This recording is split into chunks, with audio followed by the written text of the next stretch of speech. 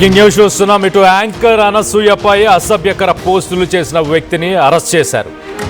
ఇన్స్టాగ్రామ్లో అనసూయపై అభ్యంతరకర పోస్టులు కామెంట్లు పెట్టిన చంటి తన వ్యక్తిత్వాన్ని హననం చేసేలా, గౌరవానికి భంగం కలిగించేలా కామెంట్లు పోస్టులు పెడుతున్నారని ఇటు సైబర్ క్రైమ్కి అనసూయ ఫిర్యాదు చేసింది. గత ఏడాది డిసెంబర్లో 23 నుంచి ఈ పోస్టులు పెడుతున్నట్లు కంప్లైంట్ ఇచ్చింది. అనసూయ ఫిర్యాదుతో రంగంలోకి సైబర్ క్రైమ్ పోలీసులు దిగారు.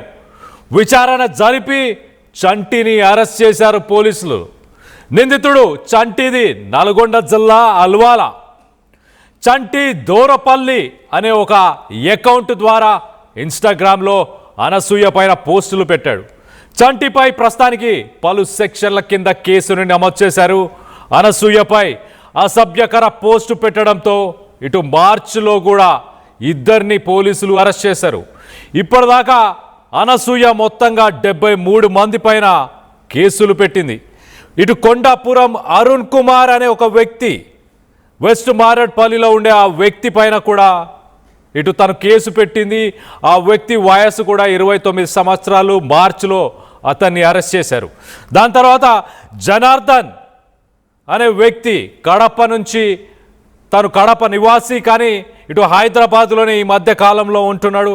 అతను కూడా అనసూయ పైన అసభ్యకర పోస్టులు కామెంట్లు చేయడంతో అతని పైన కూడా కేసు నమోదైంది. తనని కూడా ప్రస్తుతానికి అరెస్ట్ చేశారు. సైబరాబాద్ క్రైమ్ పోలీసులు కూడా ఇటు క్లియర్గా సోషల్ మీడియాలో ఏం మాట్లాడుతున్నారు, ఎలాంటి పోస్టులు పెడుతున్నారు అన్న దానిపై కొంత దృష్టి పెట్టాలి. మీరు ఖచ్చితంగా ఇష్టానుసారంగా ఏది పడితే అది మాట్లాడితే ఊసలు లెక్క పెట్టాల్సి వస్తుంది అంటూ ఇటు సైబరాబాద్ పోలీసులు చెప్పుకొస్తున్నారు. దీనికి సంబంధించి ఒక్కసారి సైబరాబాద్ క్రైమ్ పోలీసులు ఒక పోస్టును కూడా పెట్టారు. ఆ పోస్టును కూడా మీకు ఒక్కసారి చదువు వినిపించే ప్రయత్నం చేస్తాను. డీటెయిల్గా మాట్లాడుకుందాం. Crack down on cyber bullying. Cyberabad